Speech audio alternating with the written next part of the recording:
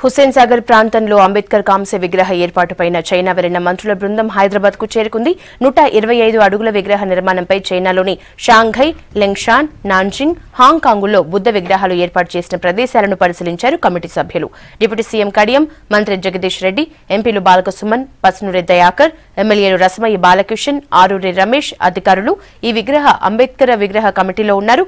వారం రోజుల తర్వాత నగరానికి వచ్చిన నేతలకు ఘన స్వాగతం పలికింది టీఆర్ఎస్ క్యాడర్. పర్యటన పూర్తి వివరాలపై సీఎంకు నివేదిక ఇస్తామని అన్నారు డిప్యూటీ సీఎం కడియం.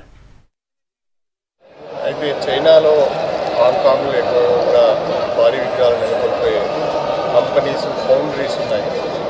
వాటిని అధ్యయనం చేయడానికి గౌరవ ముఖ్యమంత్రి గారు ఒక ప్రతినిధి బృందాన్ని చైనాకు పంపించారు.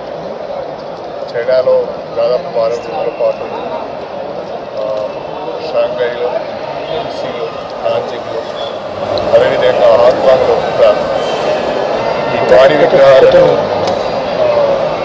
చూడడమే కాకుండా ఆ భారీ విగ్రహాలను తయారు చేస్తున్న నెలకొల్పుతున్న కంపెనీలను కూడా చూడడం.